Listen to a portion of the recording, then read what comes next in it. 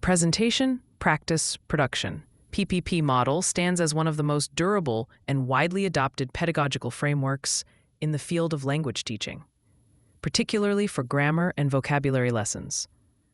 Though often critiqued for its linearity, its longevity is a testament to its powerful scaffolding mechanism, which systematically moves the learner from guided accuracy to independent fluency.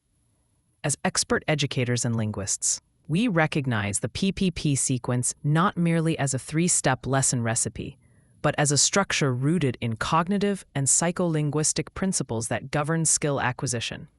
At its core, PPP is a strategic methodology designed to manage cognitive load, ensuring that learners encounter, manipulate, and ultimately internalize new language features in a controlled, risk-averse environment before being asked to deploy them spontaneously in communicative tasks. The successful deployment of this model, whether for teaching the present perfect tense or a specific set of academic collocations, hinges on the teacher's meticulous execution of each stage, ensuring a seamless transition from explicit knowledge to procedural skill. Part 1. Theoretical and Psycholinguistic Foundations of PPP. The presentation, practice, production model did not emerge in a vacuum. Its historical roots trace back to the structural linguistics and behavioral psychology prevalent in the mid-20th century. While it shares some DNA with the rote drilling of the audiolingual method, ALM, the modern iteration of PPP is thoroughly contextualized within the principles of communicative language teaching, CLT. The chief theoretical justification for the PPP structure lies in the widely accepted psycholinguistic distinction between controlled processing and automatic processing. Controlled processing is slow, resource-intensive, and requires conscious attention. This is where the learner operates during the presentation stage, explicitly analyzing the grammar rule or the meaning of a new word. Automatic processing, conversely, is fast, unconscious, and requires minimal cognitive resources. This is the goal of the production stage. PPP is, fundamentally, a stage training program designed to facilitate this cognitive shift. The initial stage of presentation, P1, is necessary because, for many adult and older adolescent learners, explicit rule consciousness, understanding how the language works, is a vital shortcut. This aligns with Krashen's distinction between acquisition, the subconscious process of natural language development, and learning, the conscious study of rules. PPP strategically harnesses learning, P1, to accelerate acquisition, P3. The teacher provides the declarative knowledge, the what and why of the new language item. The subsequent practice stage, P2, is the mechanism of conversion, where declarative knowledge is repeatedly manipulated and rehearsed until it begins to transform into procedural knowledge. The ability to use the language item quickly and accurately without conscious rule retrieval. The final production stage, P3, is the crucial test of automaticity, where the new language item is deployed under time pressure in a complex communicative task.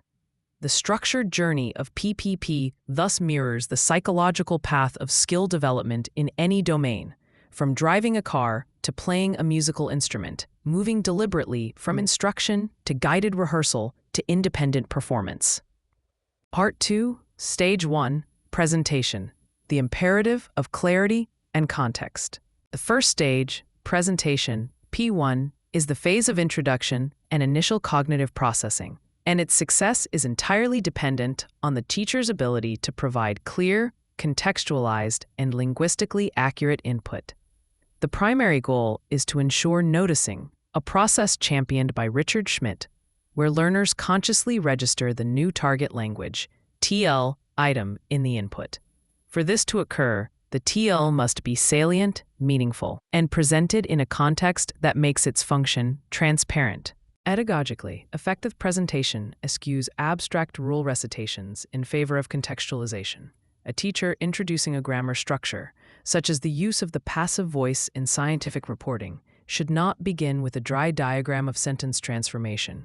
Instead, they should present a meaningful text or scenario, perhaps a short news report on a research discovery where the agent performing the action is irrelevant. The teacher uses this context, a dialogue, a narrative, a set of pictures, or a role-play transcript, to expose the learners to the TL in its natural habitat.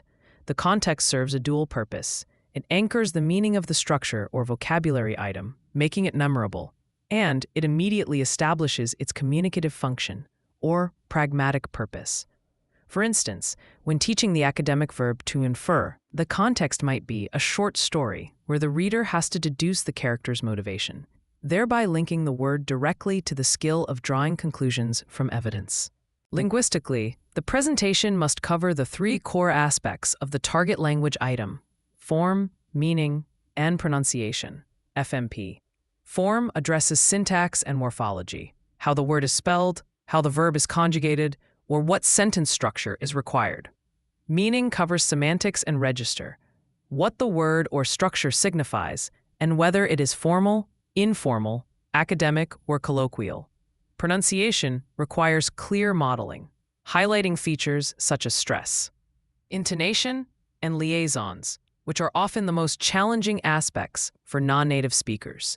The expert teacher uses techniques like highlighting and color coding on a whiteboard or screen to draw explicit attention to the form, while using concept-checking questions, CCQs, to confirm understanding of the meaning and function. CCQs are crucial for the presentation stage. They are short, simple questions that test whether the student has grasped the TL item without requiring them to produce the item itself. For example, if teaching the difference between must and have to obligations, a CCQ might be, if I say you must wear a seatbelt, is that my personal rule or a law? If the student answers a law, the function is grasped. If the presentation stage fails to establish clarity, the subsequent practice and production stages are built on a shaky foundation, leading to pervasive, ingrained errors. Part 3, Stage 2, Practice, bridging the gap through controlled accuracy. The second stage, Practice, P2, is the vital bridge between explicit understanding, P1, and independent use, P3. The central objective here is accuracy, achieved through repeated controlled manipulation of the target language. This stage is designed to make the learner feel safe to experiment without the pressure of full-scale communication. It systematically transforms the new rule or vocabulary item from a difficult, conscious choice into a slightly easier, more rehearsed routine, directly tackling the challenge of shifting controlled processing toward automaticity. Pedagogically, practice is subdivided into a gradient of control, moving from mechanical practice to meaningful practice. Mechanical practice involves high repetition and minimal cognitive effort beyond manipulating the form itself. This includes activities such as substitution drills, repetition drills, and simple transformation exercises where students change singular nouns to plural or present tense verbs to past tense. While sometimes viewed as dated, mechanical practice remains highly effective for solidifying muscle memory and morphological fluency, particularly for highly irregular or challenging forms. The sole focus here is on form, and errors are corrected immediately and explicitly by the teacher. The next step is meaningful practice. Here, the learner is still constrained by the structure of the task, but the manipulation now requires an understanding of the meaning and context. Examples include controlled gap-fill exercises, where multiple answers may be grammatically correct, but only one is semantically appropriate, or controlled question and answer chains, Q&A, where the student must use the TL structure to answer a content question. For example, if practicing the conditional, if I had $1 million, I would ... The meaningful practice requires the student to answer honestly or logically, not just grammatically. This transition introduces a small element of choice and contextual responsibility, forcing the learner to connect form and meaning under moderate time pressure. The teacher's role here evolves slightly.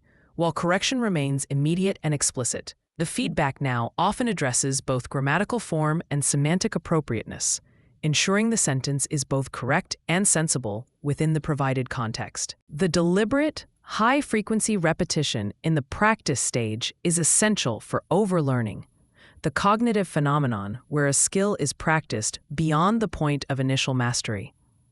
Overlearning minimizes the chances of forgetting and makes the skill more resistant to the decay of time and the interference of high-stress situations. The success of the practice stage is not measured by creativity or unique expression, but by the sheer volume of accurate, targeted repetitions performed by the student, ensuring the form is ready for the unpredictable demands of free conversation.